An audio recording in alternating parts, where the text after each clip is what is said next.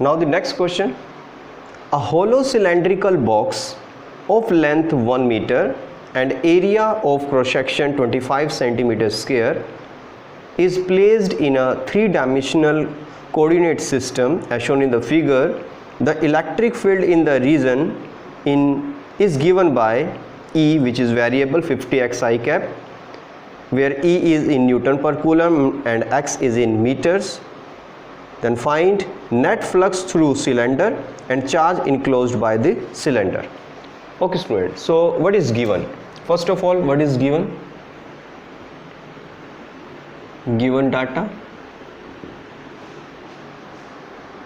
First of all, electric field. Electric field is 50 xi cap, which is in x-axis direction, and area is, you can say area capital A denote कर सकते हैं, which is 25 centimeter square. Okay, and diagram is given. This is the cylinder.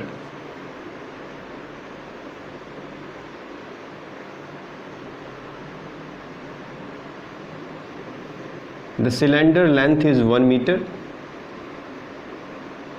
Also cylinder is at a distance of 1 meter from origin, and this is area of cross section. This is x-axis, y-axis and z-axis, and this is the direction of electric field 50 xi cap. Okay student, तो हमें ये calculate करना है कि net flux cylinder में कितना है. तो स्टूडेंट यू नो, अगर इलेक्ट्रिक लाइंस इधर से जाएंगी इधर से निकल जाएंगी तो आप कहेंगे इलेक्ट्रिक फ्लक्स ज़ीरो रहेगा, बट बेटा इलेक्ट्रिक फील्ड जो है वो वेरिएबल है. अगर इलेक्ट्रिक फील्ड कांस्टेंट होता तो हम कह सकते थे कि जो नेट फ्लक्स है वो ज़ीरो है, जितना एंटर किया है वो इतना ही लीव कर गया है. बट हम इसे सॉल्व करेंगे. इस पॉइंट को मैं ए पॉइंट कंसीडर कर लेता हूँ, इस पॉइंट को मैं बी पॉइंट. दैट इज़ ये जो सरफेस एरिया है ये ए पॉइंट के डिस्टेंस पर है और जो ये सरफेस एरिया है ये बी पॉइंट के डिस्टेंस पर है. तो सबसे पहले बात करते हैं ए पॉइंट की. First of all at point A, यहाँ के फ्लक्स को, इस सरफेस के फ्लक्स को हम फाई 1 से डिनोट कर देते हैं. सबसे पहले यहाँ का एरिया कंसीडर करें. स्टूडेंट अगर यहाँ पर एरिया है तो एरिया वेक्टर हमें लेना होता है बाहर की तरफ, ज्योमेट्री से बाहर की तरफ, इसके अंदर नहीं. इसका एन कैप इस डायरेक्शन में होगा. This is the direction of n cap and this is the direction of area vector. But electric field यहाँ पर अगर फाइंड करना है तो डायरेक्शन तो वो एक्स एक्सिस की तरफ है, बट उसकी वैल्यू कितनी है. आप ओरिजिन से ए पॉइंट पर कितनी दूरी पर हो, 1 मीटर, तो x की जगह 1 पुट करें तो यहाँ आ जाएगा 50 × 1 दैट इज़ 50 आई कैप. ठीक है, यूनिट आप लगा सकते हो न्यूटन पर कूलम, सेम न्यूटन पर कूलम. ओके, अब थोड़ा ध्यान से देखें. जो इलेक्ट्रिक फील्ड है वो पॉजिटिव एक्स एक्सिस की तरफ है और जो एन कैप है वो नेगेटिव एक्स एक्सिस की तरफ है. तो दोनों में एंगल है 180 डिग्री. तो आप फ्लक्स निकाल सकते हैं phi 1 which is E dot d s integration, surface integral use कर रहा हूँ, ई डॉट डी एस. इसे ओपन करें तो ई डी एस, मैंने यहाँ डी एस यूज़ किया, आप इसे एरिया वेक्टर को ए से डिनोट कर सकते हो. ई ए कोस 180 डिग्री. तो फ्लक्स 1 होगा, इलेक्ट्रिक फील्ड की वैल्यू है 50. अब हमें डायरेक्शन यूज़ नहीं करनी है क्योंकि हम एंगल यूज़ कर रहे हैं. तो यहाँ पर आएगा 50 इंटू एरिया 25 सेंटीमीटर स्क्वायर. इसे मीटर स्क्वायर में कन्वर्ट करने के लिए 10⁻⁻⁴ से हम मल्टीप्लाई कर रहे हैं तो बन जाएगा मीटर स्क्वायर. तो 25 इंटू 10⁻⁴. इसे सोल्व करेंगे 125 इंटू 0 10⁻⁴. ओके, तो इस तरह से आप सॉल्व कर सकते हो. तो पहला फ्लक्स हमारे पास आ गया है Newton metre square per coulomb, जो पहले सरफेस का है, जो एंटर कर रहा है. एक तरह से हमें लगेगा कि एंटर कर रहा है बट वो डायरेक्शन जो है वो रिवर्स है. अब इस सरफेस की बात कर लें.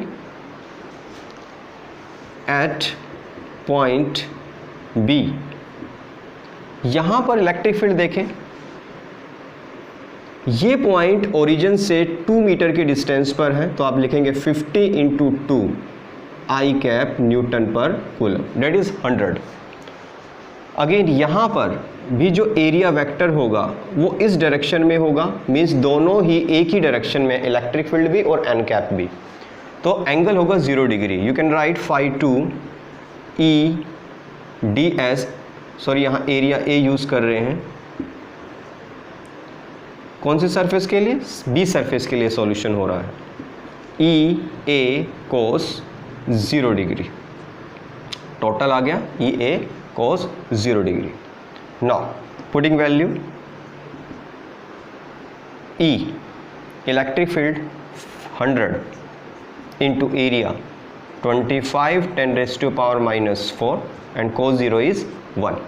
यहाँ कोस 180 हमें -1 यूज़ करना है, कोस 180 -1 यूज़ करना है। ये अब इसे सॉल्व करें तो आएगा 2500 10⁻⁴ Newton metre square per coulomb, that is phi2. This is negative, this is positive. Now what will be the net flux? Net flux phi1 plus phi2. Phi1, this one, -1250 into 10⁻⁴ plus 2500 10⁻⁴. Okay student, you can solve it. 1250 positive के into 10⁻⁻⁴ newton metre square per coulomb. इसे arrange कर सकते हैं, 1.25 into 10⁻⁻⁴ this newton metre square per coulomb, that is net flux.